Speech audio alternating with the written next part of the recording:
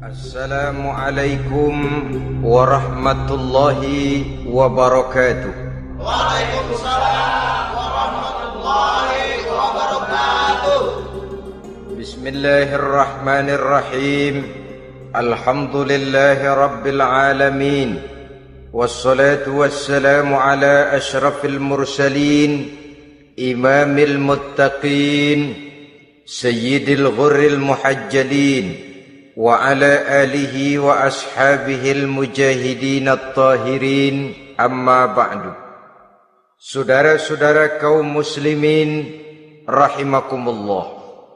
Satu hari ketika seorang ulama besar bernama Al-Imam Al-Faqih Abu Lais tengah berjalan-jalan di dekat kota Basrah, berkelumpulah sekelompok orang di dekat beliau.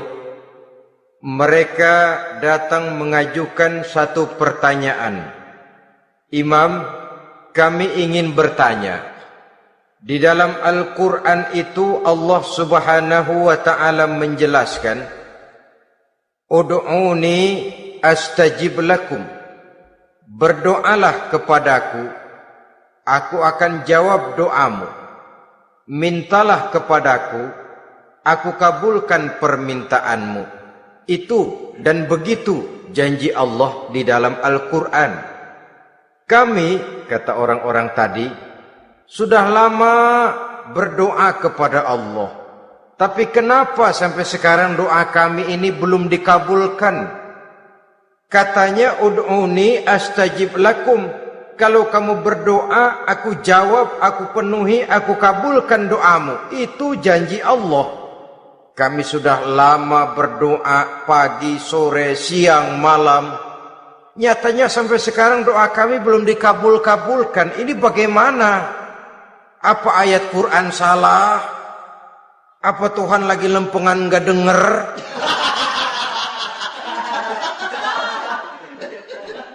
Apa doa kami yang terbalik? Kelihatannya sepele saja ini. Doa tidak didengar oleh Allah. Permohonan tidak dijawab, tidak dikabulkan oleh Allah. Tapi sebenarnya kalau kita mau merenung, kemalangan apa yang paling besar dalam kehidupan ini? Selain daripada kalau permohonan dan doa kita sudah tidak dihiraukan oleh Allah. Artinya hidup sudah tidak diopeni oleh Allah. Jangankan Allah, saudara-saudara, kita nggak diopeni sama mertua saja bingung. Ini mertua diem aja, kalau saya salah apa salahnya, kalau ada yang dikepengenin apa kepengenannya, boyak ngomong kenapa diem begitu. Ini tidak diopeni oleh Allah. Kemalangan apa yang lebih malang selain daripada kalau doa tidak didengar oleh Allah? Itu sudah kemalangan yang paling malang, lebih malang dari kota Malang saya kira.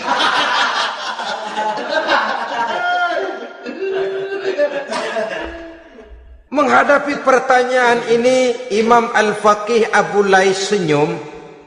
Lalu beliau berkata, tuan-tuan, tahu kenapa doa tuan-tuan tidak dijawab? Permohonan tidak dikabulkan? Allah sudah tidak memperdulikan tuan-tuan ini? Kami tidak tahu, Imam, maka kami bertanya. Begini, hati tuan-tuan itu mati. Dari hati yang mati, channel tidak nyambung kepada Allah.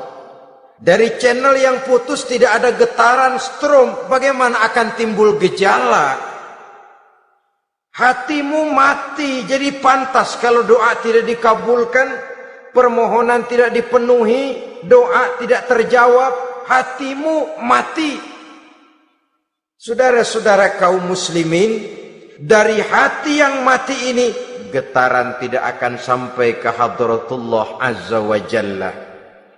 Nah, ini juga satu penyakit yang kita sangat khawatirkan, yaitu apabila hati kita sudah mati selagi jasad masih hidup. Artinya, jadilah kita bangkai berjalan di hadapan Allah Subhanahu wa ta'ala.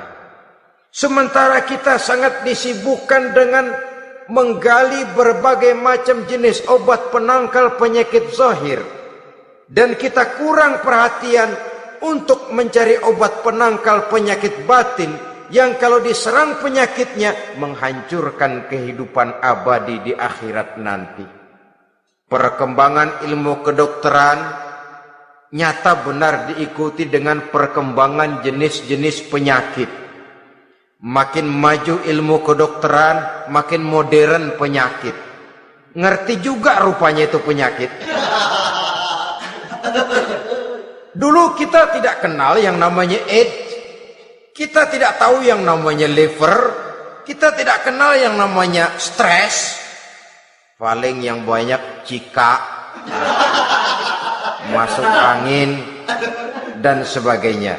Tapi baiklah, penyakit-penyakit batin yang menyebabkan hati menjadi mati, dan dari hati yang mati, doa tidak naik, tidak didengarkan oleh Allah Subhanahu wa ta'ala.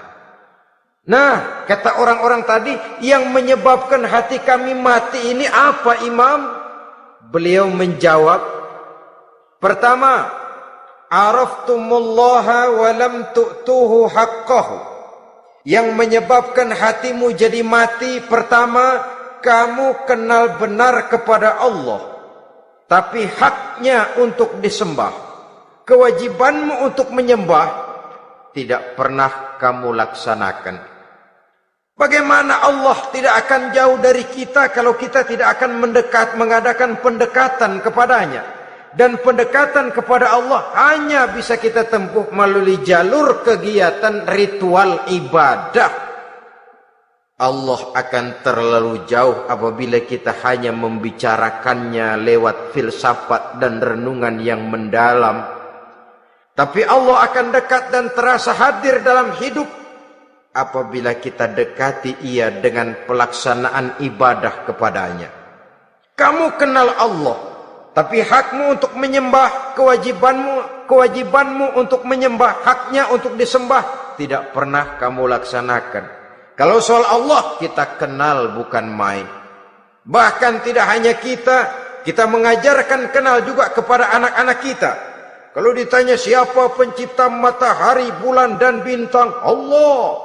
Siapa pencipta lautan, gunung, hutan belantara dan sungai-sungai? Allah. Siapa pencipta bumi, matahari dan sebagainya? Allah. Sembahyang apa enggak? Bagaimana nanti?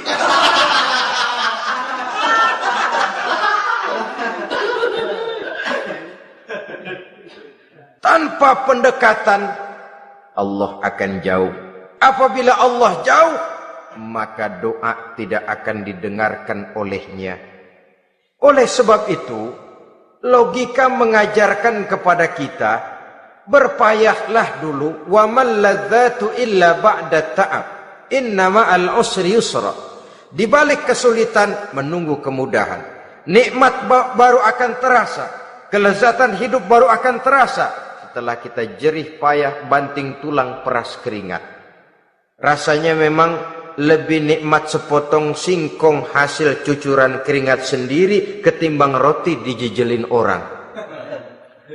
Ini berarti kita ingin mohon pertolongan kepada Allah, sementara dengan Allah sendiri kita jauh. Sama saja dalam kehidupan kita analoginya, saudara-saudara. Orang tidak kenal kepada saudara, tahu-tahu jauh dari saudara, tahu-tahu datang mau minjem duit. Apa kesan saudara? Enak aja, kenal enggak, dekat enggak, datang-datang mau minjem duit. Emang duit percetakan bapak lu?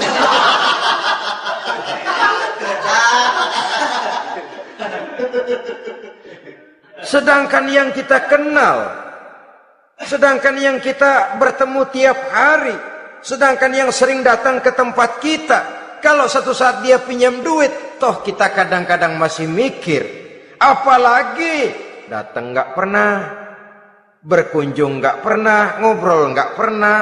Apalagi Kenal juga nggak pernah. Datang-datang mau minta. Macam apa?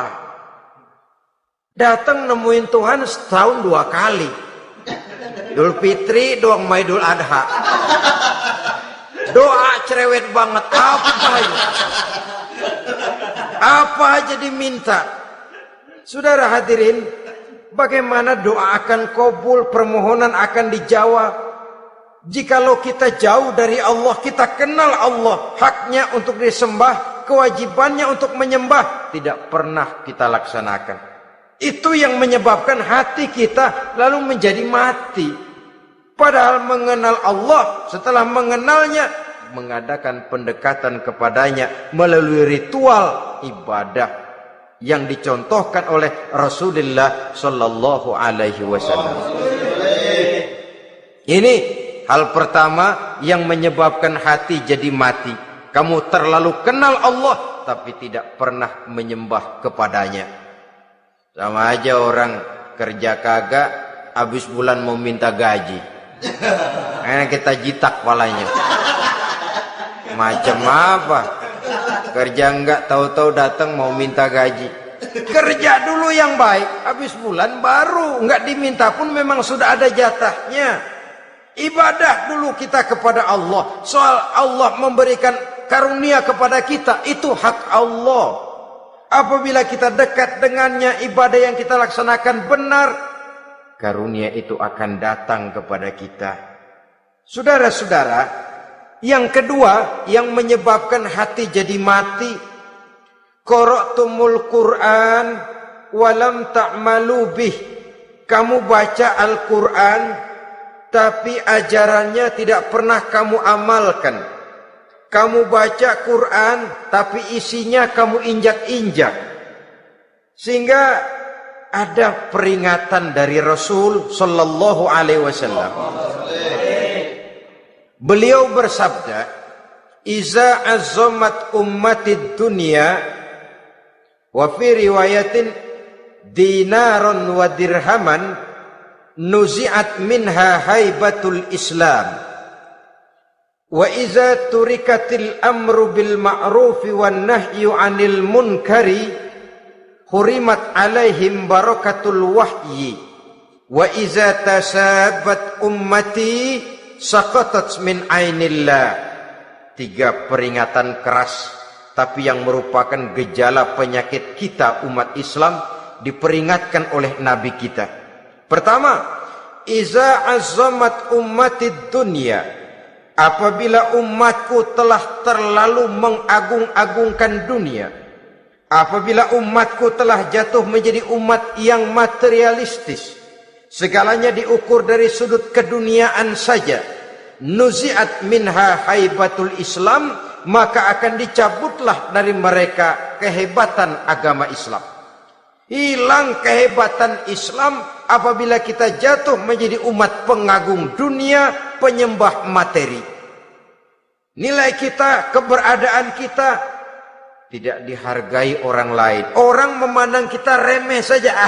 Orang Islam gak ada apa-apanya, bayar aja. Bisa dibeli, bisa diatur, bisa dikerjain, garap saja.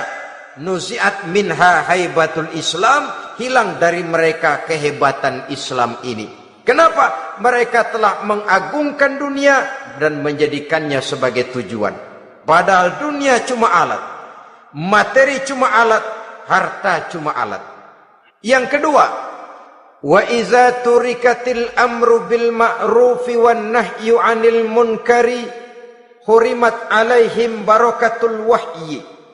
Apabila telah ditinggalkan amar ma'ruf dan nahi munkar, maka hilanglah keberkahan wahyu.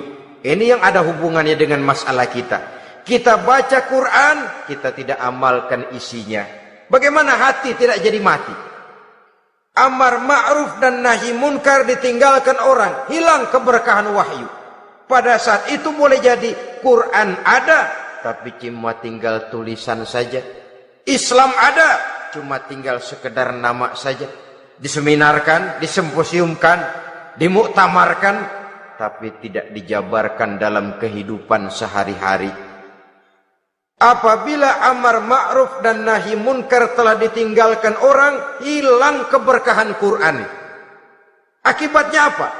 Apabila amar ma'ruf tidak lagi digalakkan orang, nahi munkar tidak dilaksanakan orang, lalu orang menilai sesuatu menurut seleranya sendiri. Mana yang ma'ruf, mana yang munkar, tidak ada lagi patokan utama. Kalau baik kata otaknya, dia kerjakan. Tidak baik menurut otaknya, dia tinggalkan. Agamanya adalah otak, berhalanya adalah akal. Akhirnya umat kehilangan pedoman. Tidak lagi jelas mana batas yang ma'ruf, mana batas yang munkar. Dalam kondisi sedemikian, akhirnya akan terjadi penjungkiran nilai. Paling celaka nantinya, yang ma'ruf malah dianggap munkar, yang munkar malah menjadi ma'ruf. Peringatan ketiga dari Nabi, wa iza tasabat ummati saqatat min ainillah. Apabila umatku sudah saling berbantahan, apabila umatku sudah saling caci memaki, saqatat min ainillah, jatuhlah mereka dalam pandangan Allah Subhanahu wa taala. Hilang wibawa umat yang sudah saling mencaci maki, saling menjatuhkan, saling gasak, gesek, gosok.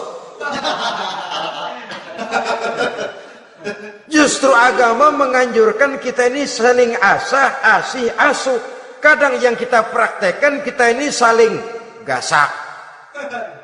Yang kedua, saling gesek. Yang ketiga, saling gosok. Gasak, gesek, gosok. Kacau kita ini.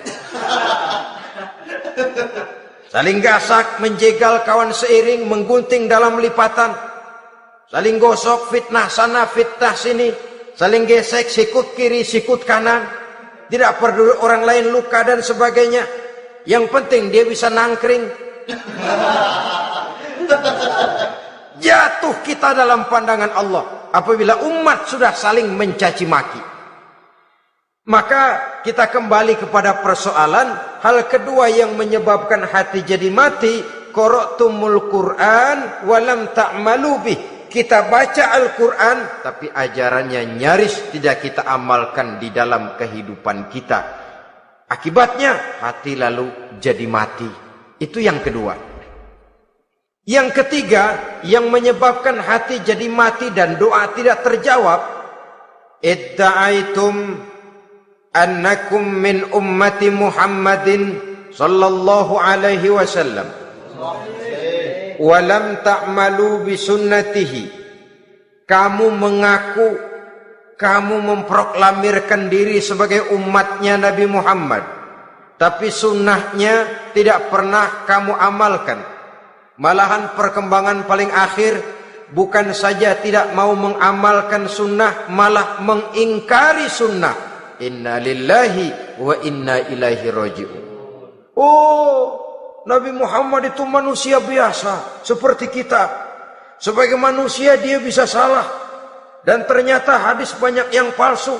Yang otentik cuma Quran. Selebihnya adalah sejarah. Tidak ada itu sunnah. Langsung saja kepada Quran. Oh, hadis itu bukan sumber hukum. Oh, tidak perlu mengamalkan sunnah. Saudara-saudara kaum muslimin, mengaku kita umat Nabi, tapi sunnahnya kita campakkan, tidak kita amalkan. Setelah tidak kita amalkan, kita campakkan. Setelah kita campakkan, kita ingkari pula. Inna lillahi wa inna ilaihi raji'un. Bagaimana hati tidak jadi mati? Kalau siang malam kita memproklamirkan diri sebagai umat Nabi Muhammad, sementara sunnahnya kita campakkan, kita abaikan, dan kita ingkari dia. Sunnah itu. Padahal jikalau sekarang kita mengenal Islam, jikalau kita sekarang ngerti halal haram, tahu hak batil, bisa memilah dan memilih antara yang ma'ruf dengan yang munkar, itu utamanya adalah karena jasa Nabi Muhammad sallallahu alaihi wasallam. Yang dari generasi ke generasi dilanjutkan oleh para sahabat, oleh tabi'in, oleh tabi'it tabi'in, terus oleh para ulama-ulama sampai kepada kita sekarang ini. Walaupun beliau hanya berfungsi sebagai penyampai, tapi kepribadiannya dijadikan model oleh Allah Subhanahu wa taala di dalam kita melaksanakan kehidupan beragama. Bahwa beliau manusia seperti kita, memang dalam arti unsur biologisnya ya manusia, punya darah, punya daging, punya hati, punya perasaan, bisa sedih, bisa gembira. Tetapi beliau itu termasuk basyarun la kal basyar, manusia yang tidak seperti manusia pada umumnya, punya spesifik. Dan itu wajar sebagai seorang Rasul pilihan Allah, apalagi merupakan Rasul pilihan dari sekian puluh pilihan. Bahwa jamrud itu batu memang, tapi nilainya kan berbeda dengan batu kolar. Satu truk batu kolar dengan barangkali segenggam batu jamrud, nilainya tentu jauh lebih mahal batu jamrud. Kalau soal batunya, sama batunya, tapi nilainya berbeda karena esensinya berbeda. Kita manusia, Nabi Muhammad juga manusia, sama manusianya memang, tapi kualitasnya, nilainya tentu jauh panggang daripada api. Itu sebabnya Allah menjadikan beliau sebagai model. Laqad kana lakum fi rasulillahi uswatun hasanah. Di dalam diri Rasul itu terdapat contoh teladan yang sangat baik bagi kita. Oleh karenanya, pada pertemuan kali ini, apabila kita konsekuen mengaku umat Nabi Muhammad, marilah konsekuen juga menegakkan sunnahnya. Yang keempat, yang menyebabkan hati jadi mati dan doa tidak terjawab, akaltum ni'mata rabbikum walam tashkurulah. Tiap hari kamu makan nikmat Tuhanmu, tapi kamu tidak pernah mau bersyukur kepadanya, kepada Allah Subhanahu wa ta'ala. Nikmat Tuhan kita doyan banget, tidak pernah sehari dan sesaat pun terlepas diri dan hidup ini dari nikmat-nikmat yang diberikan Allah. Sejak kita bangun tidur sampai tidur kembali, bahkan tidur itu sendiri, di pasar, di sawah, di kantor, dimanapun kita berada, nggak pernah nikmat Allah berhenti.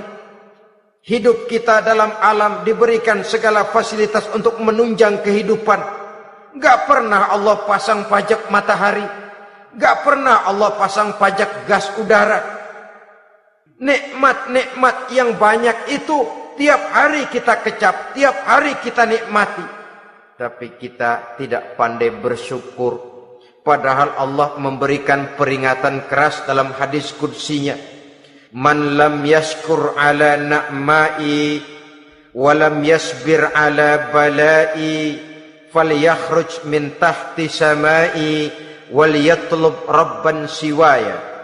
Siapa yang tidak mau bersyukur terhadap nikmat yang aku berikan kepadanya dan tidak mau bersabar terhadap ujian yang aku berikan kepadanya, silahkan keluar saja dari kolong langit ini dan cari Tuhan selain aku. Diusir oleh Allah. Kalau orang tidak mau bersyukur terhadap nikmat yang aku berikan dan tidak mau bersabar terhadap ujian yang aku timpakan, keluar dari kolong langitku, keluar, cari Tuhan selain aku. Diusir. Lah yang ngusir Allah. Anak sekarang bilang mau ke Menong.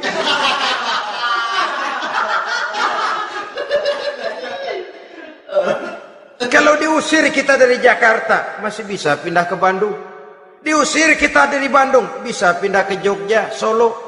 Diusir kita dari Indonesia, bisa pindah ke Singapura, Malaysia. Diusir dari kolong langit, mau cari langit mana lagi? Kalau kau tidak mau mensyukuri nikmatku, tidak sabar terhadap ujian yang aku berikan kepadamu, keluar saja, keluar dari kolong langitku ini, cari Tuhan selain aku. Kalau istilah kita mah Tuhan, jengkel banget udah itu. Nikmatku, yang nikmat yang aku berikan kau makan, tapi kepadaku engkau tidak pernah mau bersyukur. Saudara-saudara kaum muslimin rahimakumullah, wajar. Kita dulunya tidak ada, sekarang ada nikmat. Susunan biologis manusiawi kita demikian cantik, nikmat. Tinggal di bumi, fasilitas yang kita perlukan disediakan, tinggal kemampuan kita mengelolanya. Nikmat. Diberikan kita otak yang membedakan kita dengan binatang, nikmat. Diberikan kita agama, diutus para rasul untuk jadi model dalam kehidupan kita, nikmat. Kalau cara kita emang kurang apa sih? Apa yang kurang, hai manusia? Engkau tidak ada, aku adakan. Kalau aku perintahkan kau tinggal di bulan, mungkin kau tidak akan sanggup hidup. Begitu lahir juga kelepek-kelepek habis. Ya nggak ada HO2 toh di bulan, mau ngisap apa? Aku tinggalkan kau, aku perintahkan tinggal di permukaan bumi. Alamnya indah, fasilitas serba menunjang. Nikmati semuanya, semuanya untuk kamu, semuanya. Satu pintaku, syukuri nikmat yang aku berikan kepadamu. Ya bukan cuma syukur dalam ucapan, syukur dalam perbuatan. Banyak nikmat yang diterima, makin banyak dia sujud, makin banyak dia ruku, makin banyak dia mengadakan pendekatan kepada Allah.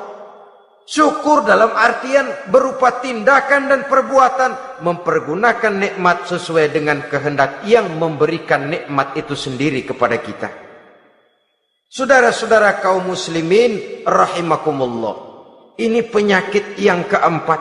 Kamu makan nikmat Tuhanmu, tapi kamu tidak pernah pandai bersyukur kepadanya, mensyukuri nikmat yang diberikan tadi. Bagaimana hati tidak jadi mati?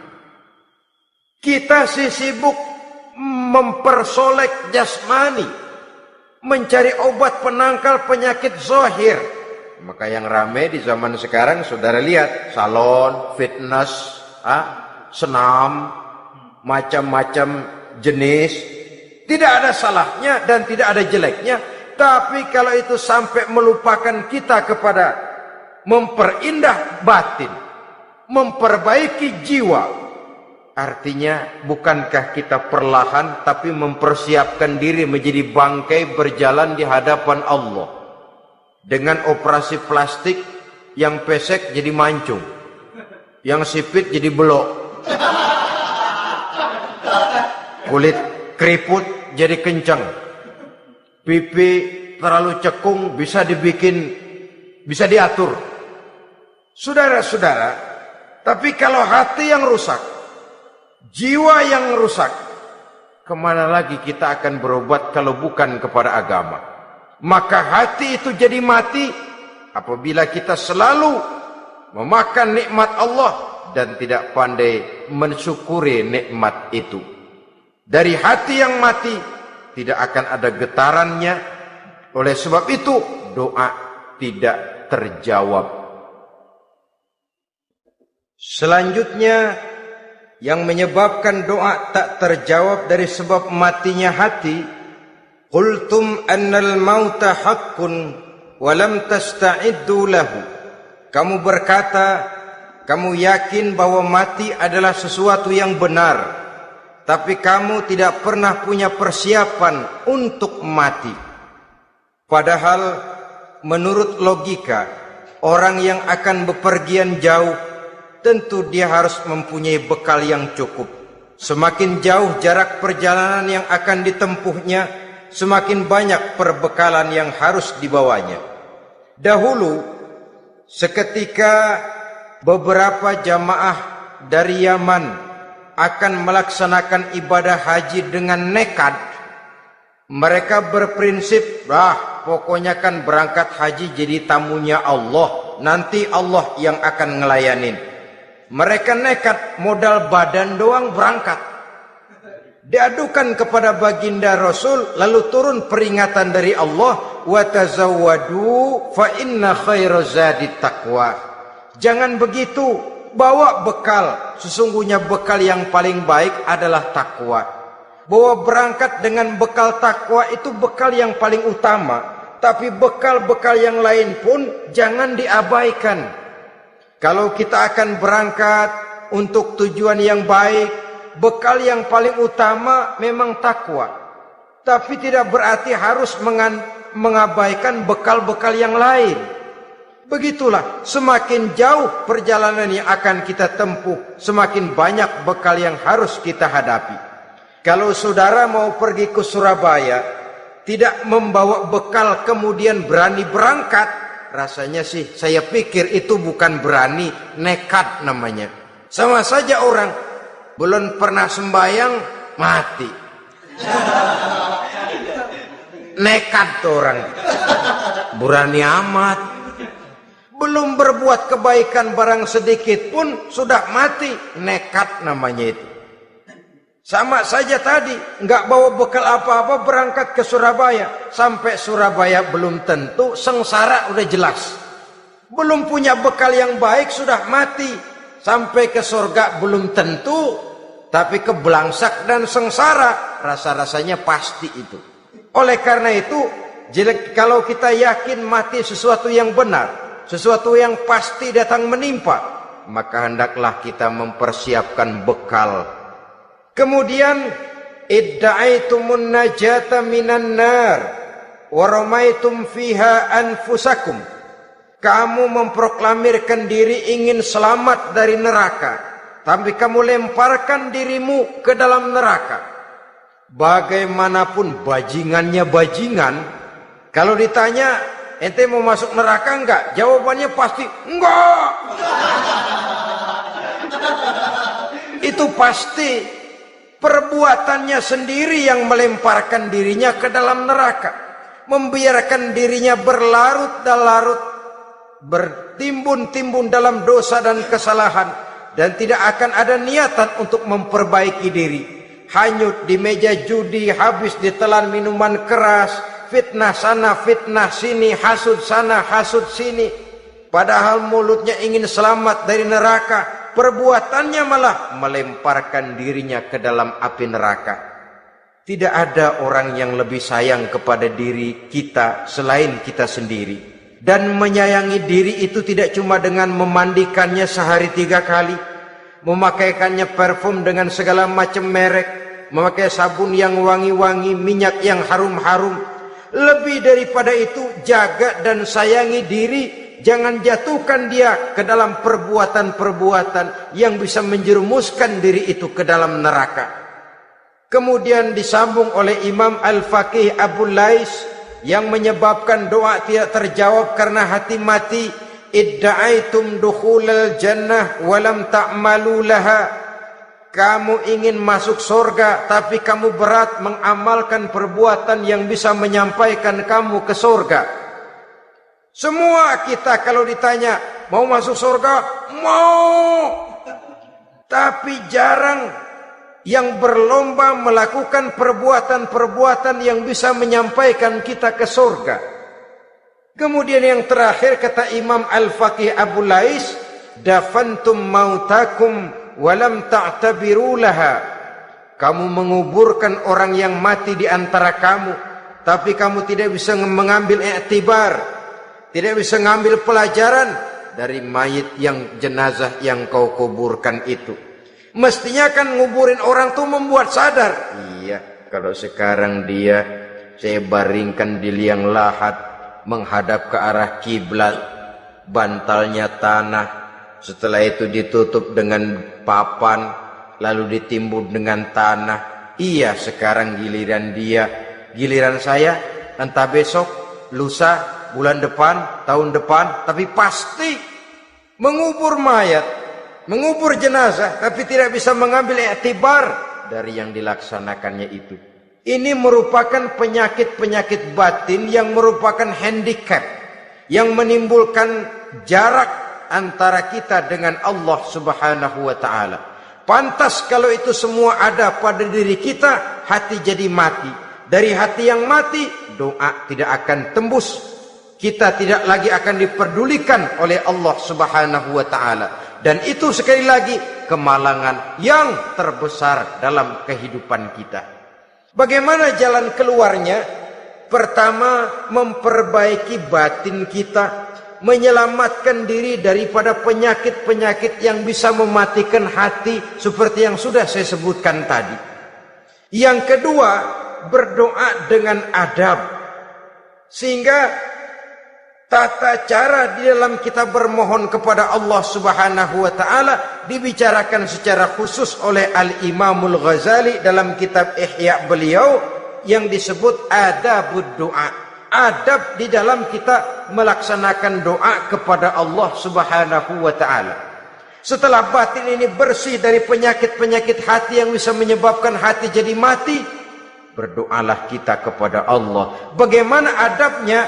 Kata Imamul Ghazali rahimahullah, yang pertama hendaklah ia di dalam berdoa itu memilih waktu yang mulia. Minal awqatis syarifah, kata beliau. Memilih waktu-waktu yang punya nilai mulia. Ramadan dalam 1 tahun, Jumat dalam tiap minggu, sepertiga malam yang akhir pada setiap hari. Waktu-waktu yang punya nilai mulia. Walaupun misalnya saudara berdoa pada hari Kamis, tidak ada halangannya Allah mau kabulkan. Ini tidak berarti bahwa kalau sudah berdoa hari Jumat lalu hari Kamis tidak mau berdoa, tidak. Lebih memilih mengintai waktu-waktu yang punya nilai mulia. Lailatul Qadar sekali dalam setahun. Waktu-waktu yang punya nilai mulia. Logikanya begini saudara-saudara. Kalau kita datang ke rumah seseorang, tujuan utama kita minjem duit, yang paling pertama kita perhitungkan tanggal berapa nih? Kan itu toh, tanggal berapa? Kalau tanggal 20 atuh minjem duit, orang lagi ngap-ngapan, boro-boro dia bisa minjemin, dia sendiri mungkin lagi pusing. Kita lebih dulu kita amatin tanggal berapa nih? Yang enak sore apa siang? Jam 2. Jam 2 dia baru pulang dari kantor, tapi giliran tidur. Kalau dia tidur dibangunin datang mau minjem duit, kagak dimaki-maki sudah kebagusan deh. Kan kita lihat waktunya, timingnya kata orang sekarang. Tanggal berapa, sore apa malam, apalagi gulem apa terang bulan. Itu semua sudah kita atur sedemikian rupa, memilih waktu. Yang kedua kata Imamul Ghazali, memilih keadaan yang istimewa. Kalau tadi soal waktu, yang kedua soal keadaan. Ada situasi-situasi di mana doa itu diijabah oleh Allah Subhanahu wa taala. Di antaranya kata Imam Abi Hurairah, "Inda zahbi sufuf fi sabilillah." Pada waktu mengatur barisan perang membela agama, di situ doa kabul. Inda nuzulil ghais, ketika turun gerimis, di situ doa makbul. Inda iqamis shalah, ketika salat mau didirikan, riwayat lain bainal azan wal iqamah, antara azan dan qomat, di situ doa makbul. Itu memilih keadaan-keadaan. Kemudian yang ketiga kata beliau, berdoa menghadap kiblat. Ya, apa kalau doa madhab mudik Tuhan gak tahu? Tahu. Tuhan gak dengar? Dengar. Cuma lebih etis. Lebih etis kalau kita berdoa menghadap ke arah kiblat. Saudara-saudara kaum muslimin rahimakumullah. Yang keempat, hifdzus shaut, menyederhanakan suara. Tidak terlalu keras, juga tidak terdengar orang lain, apalagi kalau doa kita diaminkan oleh orang lain. Tidak usah terlalu keras. Kenapa? Karena Allah yang kita meminta kepadanya bukan zat yang tuli, bukan zat yang buta, bukan zat yang tidak dengar, bahkan dia maha dengar. Juga tidak terlalu seperti orang berbisik-bisik, apalagi kalau doanya doa bersama-sama. Tapi kadang-kadang terdorong oleh husnuzon dari para makmum saja. Tidak peduli apa yang dibaca oleh imam, yang kedengaran cuma amin aja kerengan. Amin, amin, amin, amin, amin, amin.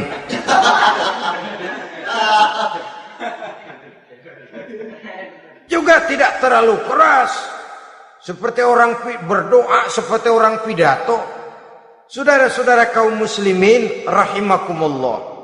Yang kelima, alla yatakallafa saja' fid du'a. Dalam berdoa, kalau istilah kita, jangan nyelongcong. Saja' suja' ini menunjukkan sikap berani kepada Allah. Misalnya ada orang berdoa, ya Allah ampunilah saya kalau engkau mau. Kalau Allah mau. Kasihanilah saya ya Allah kalau engkau mau. Itu doa orang songong. Atau sama saja, ya Allah berilah saya rezeki dikit aja. Emang kenapa pakai begitu? Allah yatakallafa saja' fid du'a. Yang keenam kata Imamul Ghazali, at-tadarru' wal khusyu'. Dengan tadarru' dan khusyuk, dengan sikap tawadhu, benar-benar ya seperti kita lah kalau datang memang menghajatkan pertolongan dari seseorang, segala action kita atur supaya hajat kita itu kabul, kan begitu. Kadang-kadang istilah orang kalau perlu ngesor mah ngesor dah, yang penting permintaan dikabulkan, gitu saja. Kita lihat sekarang ini, ramai orang bicara soal film-film Parno. Kelihatannya pendatang-pendatang baru, pokoknya asal bisa main dah, bugil ya bugil dah. Yang penting nyohor, bisa tampil. Walaupun dalihnya semua sama, mula-mula cuma iseng. Adegan panas bagaimana? Kalau tuntutan skenario apa boleh buat? Apa boleh buat? Emang nggak bisa milih. Setelah film beredar baru saya juga jijik ngelihat, ya tadi kemana waktu bikin? Udah jadi baru jijik, bikinnya merem memang itu.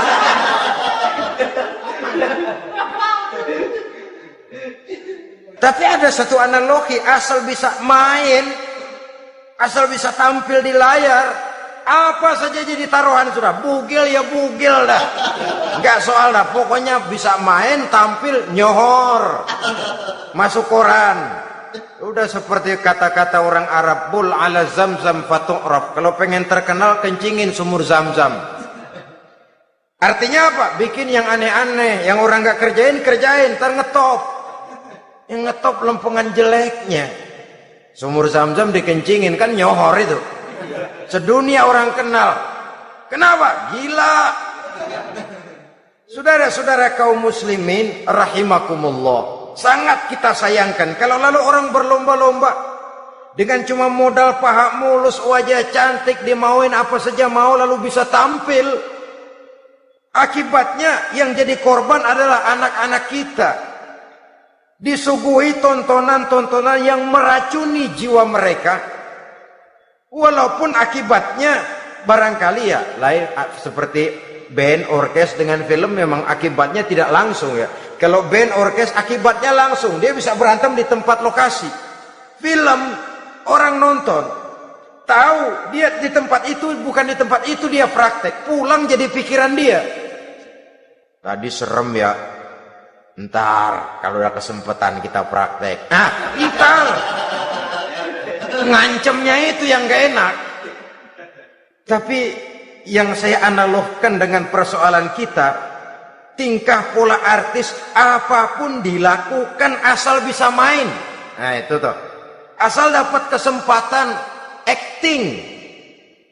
Dalihnya ya tuntutan skenario lah, iseng lah, macem-macem lah. Tapi yang jelas satu target, saya harus dapat kesempatan main. Untuk sampai ke situ, cara apa saja harus saya tempuh. Tidak peduli harus menginjak-injak norma dan budaya bangsa yang luhur. Tidak peduli harus bertentangan dengan kaidah agama. Tidak peduli hasilnya meracuni umat masyarakat, terutama generasi muda. Yang penting kan ngetop. Saudara-saudara, baiklah ya, itu soal lain. Tapi soal kita ialah at-tadarru wal khusyu'. Bermohon kepada Allah dengan tadarru', khusyuk dan tawadhu. Seperti kalau kita mau bermohon kepada seseorang, kita merendahkan diri. Pak, saya memang orang gak mampu pak, utang saya udah selebar kampung pak. Anak udah 16 seperempat. Apa saja kita meratap, menghibah, mengeluh, merintih, ujungnya kan yang penting gue minjem duit dapet dah gitu. Apa kayak diomongin, pokoknya pulang bawa duit, itu saja. Itu strategi manusiawi. Kalau ini kita adakan konteks, oh iya, kepada Allah lebih lagi kita tadarruk, khusyuk, tawadhu.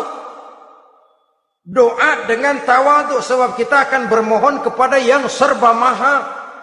Menghadap ke arah kiblat, duduk bertafakur dengan khusyuk, tawadhu. Jangan doa sembari tolak pinggang.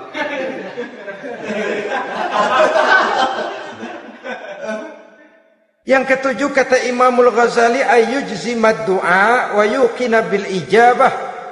Hendaknya dia menjazamkan doanya itu dan yakin bahwa doanya akan dikabulkan oleh Allah. Sebab kata Nabi, innallaha la yaqbalu du'aan min qalbin ghafilin lahin. Allah subhanahu wa ta'ala tidak akan menerima doa dari hati yang lalai dan main-main. Doa ke orang ugah-ugahan.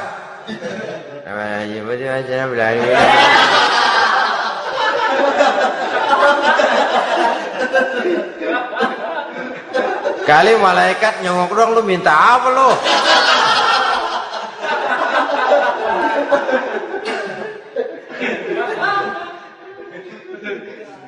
Seperti tadi itu, kita datang mau minjem duit sama orang, ngomongnya ogah-ogahan. Minjem duit dikasih syukur, enggak ya udah. Ya enggak dah, enggak dikasih sudah. Kenapa? Mintanya begitu. Enggak serius dan enggak yakin bahwa doanya akan dikabulkan. Kalau kita sudah punya keyakinan, jangan-jangan doa saya enggak diterima Allah. Enggak. Kata Allah, ana inda zanni abdi bi. Aku sih bagaimana menurut sangka hambaku kepadaku saja. Kalau sangkanya baik, aku baik. Kalau sangkanya doanya dikabulkan, aku kabulkan. So itu doa harus dengan pasti dan harus dengan yakin doa itu akan dikabulkan dan meluruskan harapan, membenarkan cita-cita, meluruskan maksud apabila doa itu dikabulkan oleh Allah Subhanahu wa taala. Saudara-saudara, oleh karenanya jangan doa setengah hati. Jangan berdoa sambil main-main. Apalagi menghadap kiblat dengan dua tangan terangkat sebagaimana dicontohkan oleh Rasulullah sallallahu alaihi wasallam. Bahwa berdoa tanpa mengangkat kedua tangan pun Allah tahu. Allah dengar. Tapi kelihatannya kurang serius. Seolah-olah terserah ada Tuhan, mau dikasih ya kasih, enggak ya udah. Seolah-olah kita tidak serius dalam berdoa.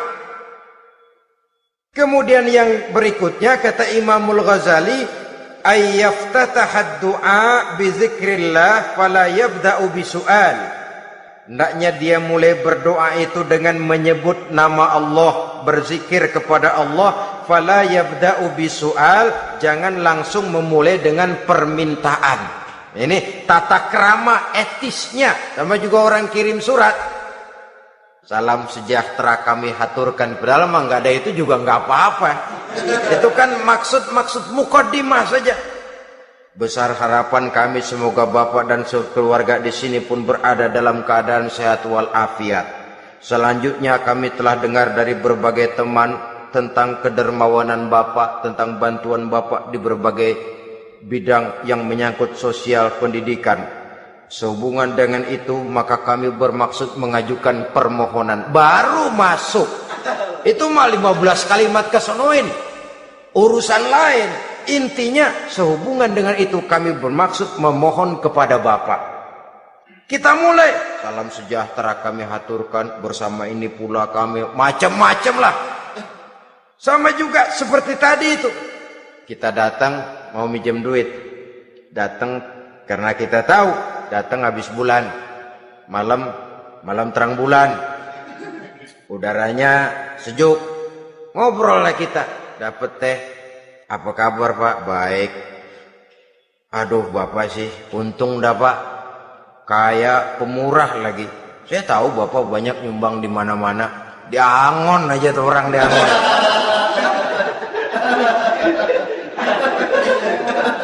Kira-kira udah mau telap aja baru dikedat.